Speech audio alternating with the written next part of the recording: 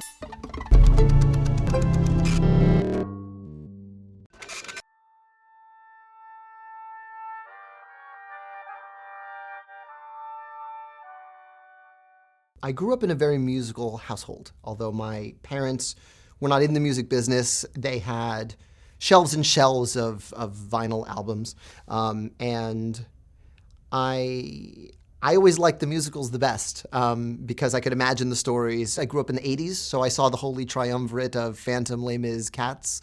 And I think Les Mis was the first musical I ever saw, and I was 7 years old. And I fell asleep. It's not a knock on the quality of the show, but I remember my parents bringing home the cast album, and I remember my mom crying every time she heard Bring Him Home. And that was affecting to me. To see how this music affected my parents was very affecting to me. I would go to friends' houses for play dates, and I would be like, hey, you know what would be fun if we put on a show for your parents at the end of the night? Like, that was always the be-all and end-all goal.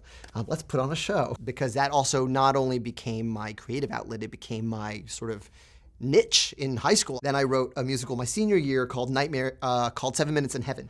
And it was about that first unchaperoned party in 7th grade. And we cast 7th and 8th graders playing themselves. These kids had their first kiss on stage in a show about your first kiss.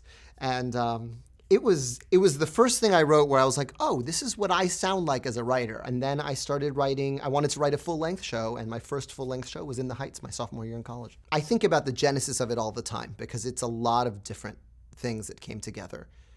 One, on the most elemental level, I was about to go through my first major breakup with my high school sweetheart. So I had all this angst. So that's the rocket fuel, right? Two, we were just coming out of the Latin pop boom of 99, 2000. This is Ricky Martin, Mark Anthony, Jennifer Lopez, all of a sudden becoming mainstream and songs in Spanish being on mainstream radio. We had this shared dual culture of American culture and Puerto Rican culture, or Dominican culture. And that becoming fair game as a topic to write about, I think went into this as well. So all of that went into the stew of that first 80-minute one-act show I wrote my sophomore year. There were two seniors at the time, John Mailer and Neil Stewart, who saw the show. They were planning to start a theater company upon graduating.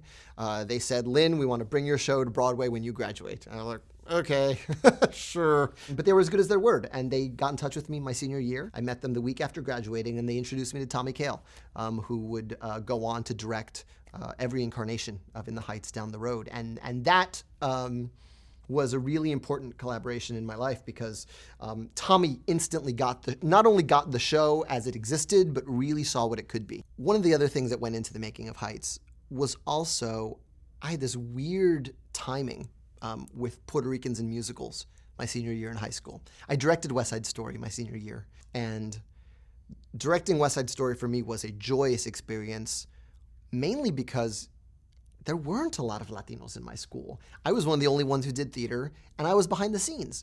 So I had to teach all these white and Asian kids how to be Puerto Rican.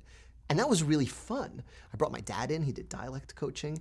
And I really saw it as a fun challenge, not as oh man, we don't have any Hispanic kids at our school. I was like, no, these kids are gonna learn about my culture.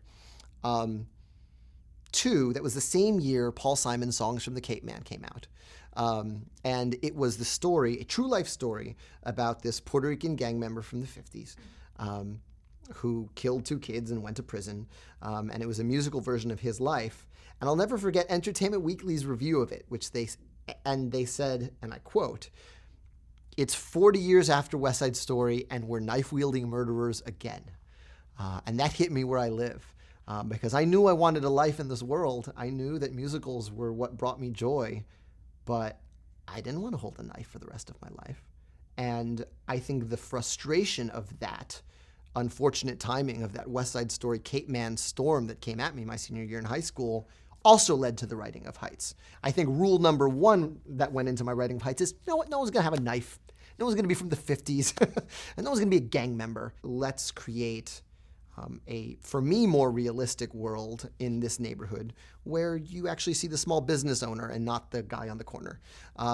And so that very much informed the writing of Heights as well. And so I think Latinos and I think writers of color, I think that's partly a responsibility. I think you have to write the kind of show only you could write. And that applies to any writer. I think writers portray people as they are in their experience. I think that's why you see a lot of Latina maids in New York, in LA productions, because the people who are writing the shows, that's the way they intersect with our people. We're their maids. We're their gardeners. There's nothing dishonorable about that work, but we are very different people to each other. We are more than just maids and gardeners to each other. And so you're not going to see a more honest reflection of that unless you write it. So, I get a lot of young people say, I want to be a performer, and I also want to write. I say, write. We have a lot of performers. That's great. But we need writers. We're desperate for writers, and we're desperate for good writers. Yeah, this is Lin-Manuel Miranda. Subscribe to THNKR. Peace.